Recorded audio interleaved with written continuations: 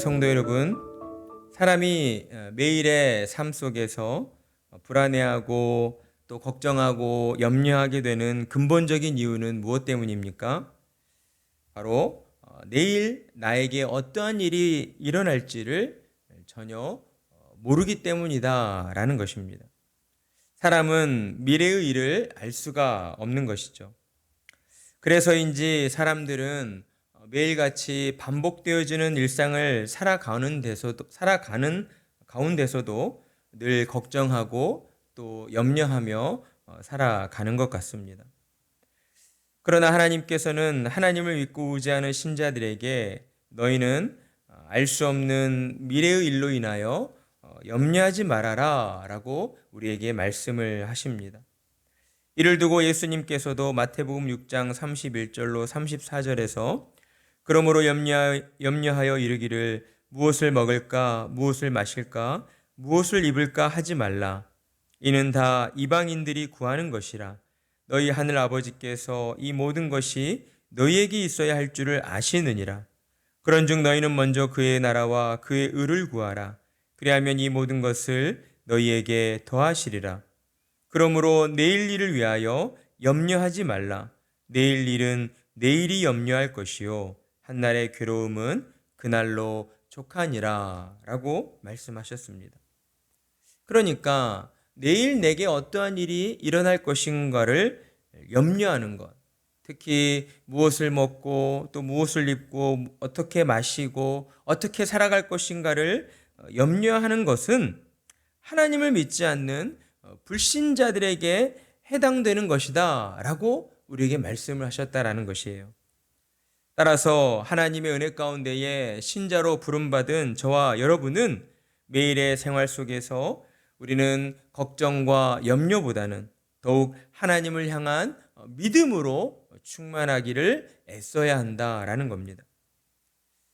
우리의 믿음이 충만하려면 어떻게 해야 하겠습니까? 로마서 10장 17절 그러므로 믿음은 들음에서 나며 들음은 그리스도의 말씀으로 말미암았느니라 하고 말씀하신 것처럼 우리는 하나님의 말씀을 들음으로 말미암아 우리 안에 믿음이 충만하여지는 그러한 단계로 나아가야 한다는 것입니다. 이를 위해서 하나님께서도 성경을 통해 계속해서 우리에게 하나님의 말씀을 경청에 들어야 한다라고 말씀을 하시는 것이죠. 그러한 의미로 오늘 우리에게 지혜를 얻는 것이 금을 얻는 것보다 낫다라고 말씀을 하시고 있어요. 지혜를 얻는 것이 금을 얻는 것보다 얼마나 나은고 명철을 얻는 것이 은을 얻는 것보다 더욱 나으니라. 아멘. 여러분도 아멘이십니까? 그러니까 무엇을 말씀하고 계셔요? 지혜를 얻는 것이 세상의 금은 보화를 얻는 것보다 훨씬 더 낫다는 것이죠. 여러분, 우리가 살아가는 세상에서는 우리에게 무엇을 얻어야 한다고 말합니까? 금이나 은을 얻어야 한다라고 말하죠. 세상에서 더 많은 돈을 벌어서 더 큰 부자가 되어야 한다. 그래야 행복하게 잘 살 수 있다라고 우리에게 이야기를 하고 있습니다. 그러나 하나님께서는 이러한 세상의 어떠한 말들과는 정반대되는 말을 우리에게 하신다라는 거예요. 세상이 우리에게 강조하는 금이나 은보다는 지혜를 얻는 것이 너희에게 더 큰 유익을 줄 것이다. 너희에게 더 좋은 것이다. 훨씬 더 나은 것이다 라고 우리에게 말씀해 주고 있다라는 것입니다. 따라서 우리는 하나님의 말씀 앞에서 의문을 갖게 될 수가 있죠. 과연 어느 쪽에 누구의 말을 믿어야 할 것인가? 과연 어느 쪽을 선택해야 할 것인가 하는 그러한 고민과 또 그러한 의문이 우리 안에 생기게 되는 겁니다. 이것이 너무나 당연한 어떠한 이치인 것이죠. 그러나 하나님의 은혜로 신자로 거듭난 자들은 하나님의 은혜로 말미암아 예수님을 구주로 믿게 된 자들은 당연히 하나님의 말씀만을 우리는 믿어야 한다라는 것입니다. 세상의 말과 하나님의 말씀을 저울질하면서 이도 좋고 저도 좋다 이런 식의 적당히 타협하는 자세를 취해서는 안 된다라는 거예요. 왜냐하면 세상의 어떠한 지식도 하나님의 말씀보다 위에 있을 수 없습니다. 하나님의 말씀보다 뛰어날 수는 없다라고 하는 것이죠. 하나님의 말씀은 이 세상을 존재케 하는 세상 모든 만물의 근원이 되는 하나님의 지혜이기 때문이다라는 겁니다.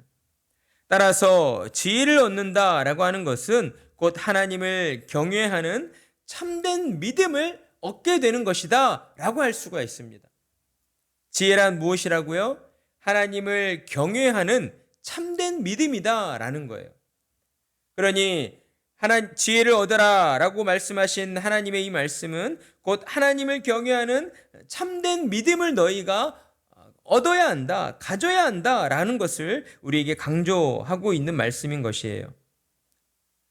하나님을 경외하는 참된 믿음을 얻어야 하는 그것이 세상의 금과 은을 얻는 것보다 훨씬 더 좋을 수밖에 없는 것은 하나님을 경외하는 자에게 하나님께서 영원한 생명을 선물로 주시겠다라고 우리에게 약속해 주셨기 때문입니다.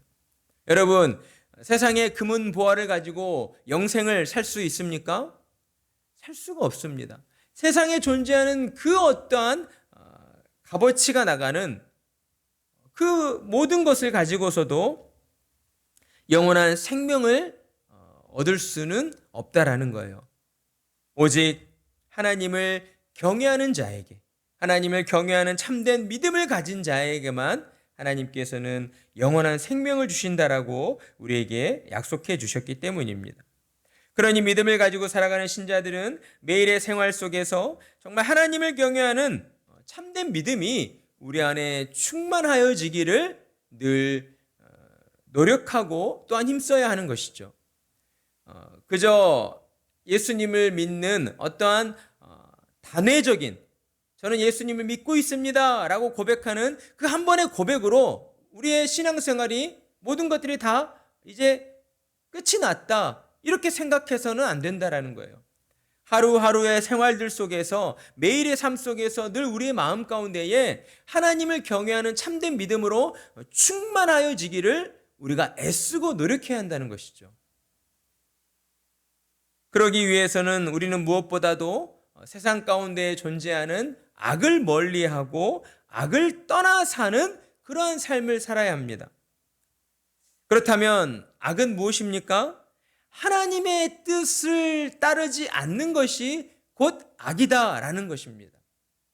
우리는 악에 대한 기준을 어떤 세상적인 법의 기준으로 봐서 다른 사람을 해코지하고 어떤 다른 사람의 물건을 빼앗고 폭력을 행사하고 이런 것들을 어떤 악이다라고 생각할지 모르겠지만 하나님이 판단하시는 악의 기준은 그거보다 훨씬 더 광범위하다라는 거예요. 왜요? 하나님의 뜻에 순종하지 않는 것, 하나님께서 가라 하신 길로 가지 않는 것이 곧 악이기 때문이다라는 것입니다. 신자라 하면서도 하나님의 뜻을 따르지 않고 육신의 정욕에 사로잡혀 세상의 가치관만을 쫓는 그러한 사람이 있다면 그런 진정 하나님의 은혜로 거듭난 신자가 아닐 것입니다. 오늘날 교회 안에는 이런 분들이 참 많이 있어요.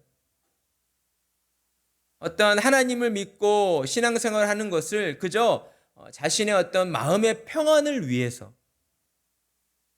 세상을 살면서 종교라고 하는 것 하나 정도는 가지고 있어야 되지 않겠느냐라고 하는 그런 어떤 인간적인 마음에서 비롯된 그런 마음을 가지고 교회로 모여든 사람들이 꽤 많이 있다라는 것입니다.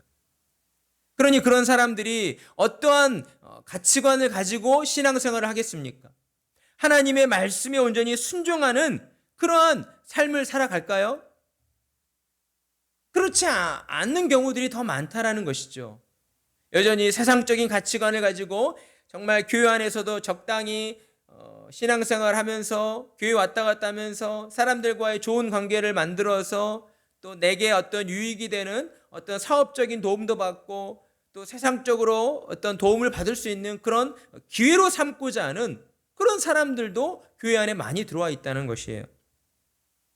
그러나 그런 분들은 반드시 하나님의 때에 하나님의 심판을 받게 될 것입니다. 하나님의 뜻에 순종하지 않는 것, 하나님께서 가라 하신 길로 가지 않는 것이 악이기 때문에 목사님 저는 사람 때린 적도 없습니다. 해코지 한 적 없습니다.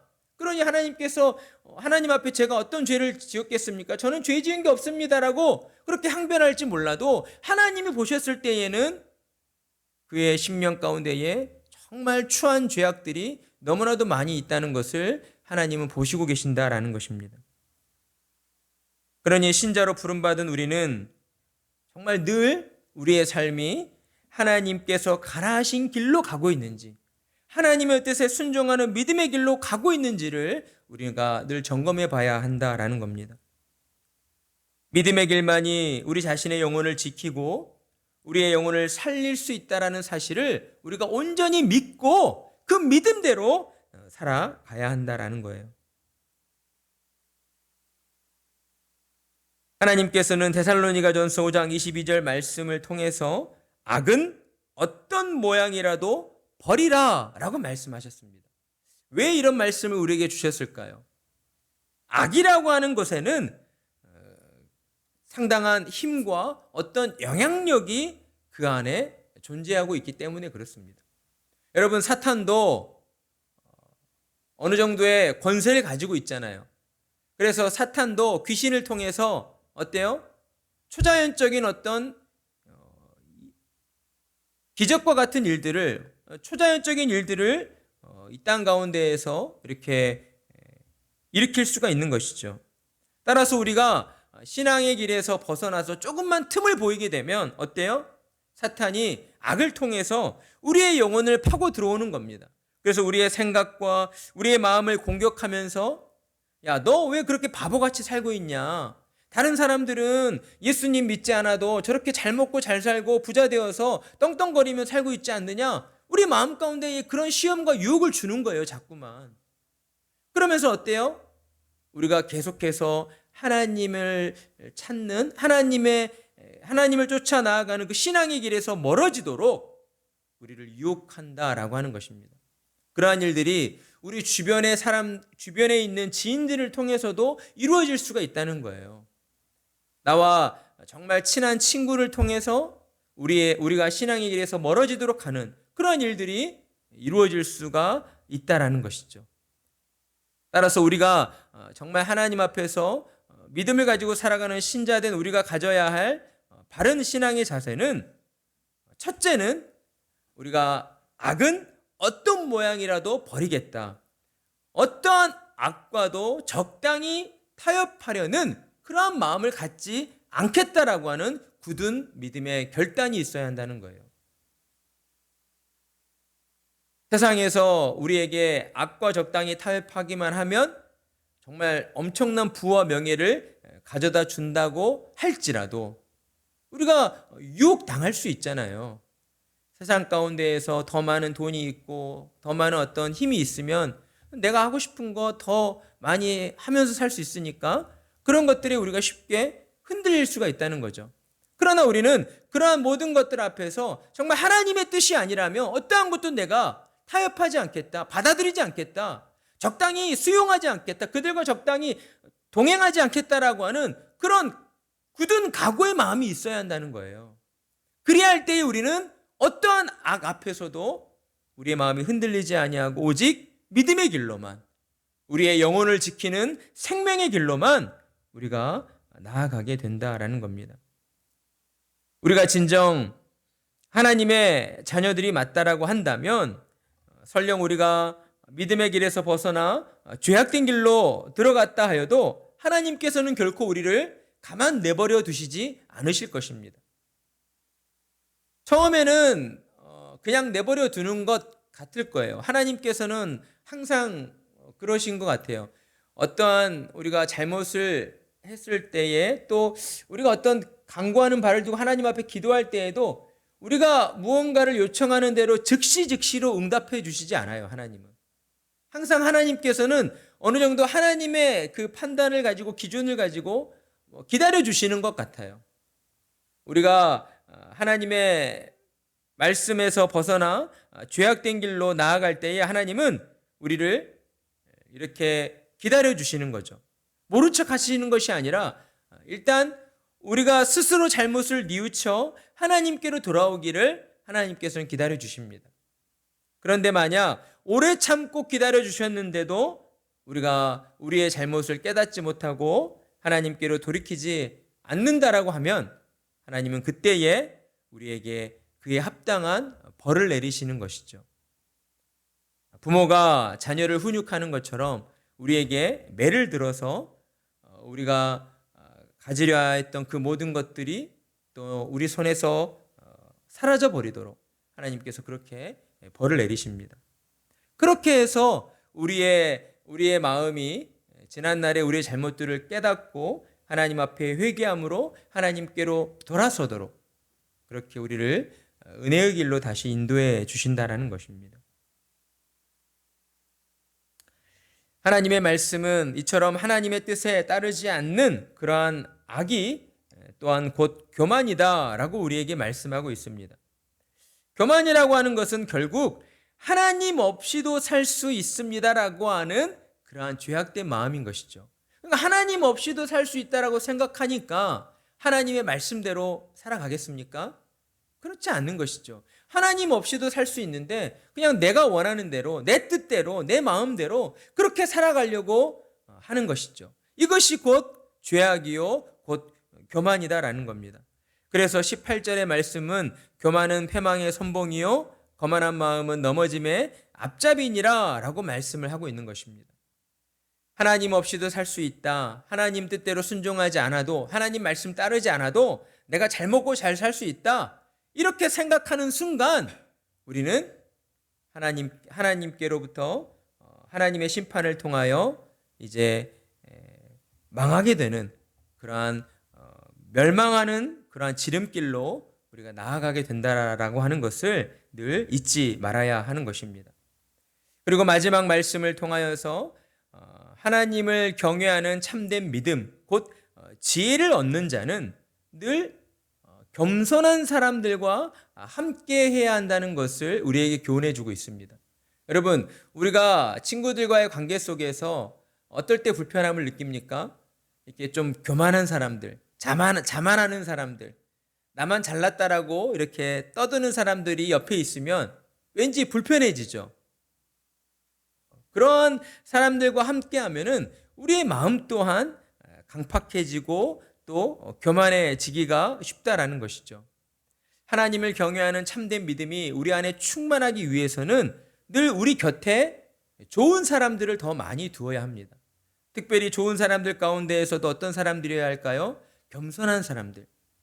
여기서 겸손한 사람들은 도덕적으로 겸손한 사람들일 뿐만 아니라 더 나아가 영적으로 겸손한 사람들, 하나님 앞에 자신이 죄인임을 인정하고 고백하는 사람들, 곧 신자들을 의미하고 있다라고 하는 것이죠. 지혜를 얻는 사람은 늘 자기 주변에 이와 같은 겸손한 사람들과 함께하면서 마음을 낮추는 사람이다라는 겁니다. 세상에서 세상이 우리에게 말하는 것처럼 세상의 어떤 금은 보화를 더 많이 얻기 위해서 어떤 세상적인 어떤 지혜를 짜내고 세상적인 방법들을 가지고 우리를 현혹하는 그런 사람들이 아니라 도리어 자신을 낮출 줄 알고 스스로 겸손할 줄 아는, 그리고 또한 하나님을 믿고 의지하는 자, 그러한 사람들과 우리가 함께 할 때에 우리는 늘 하나님께서 살펴주시고 돌봐주시는 그러한 은혜의 길로, 생명의 길로 나아가게 되는 것입니다. 여러분의 삶 가운데에 이처럼 하나님만을 경외하는 지혜의 참된 믿음이 늘 충만하여지기를 간절한 마음으로 축복합니다.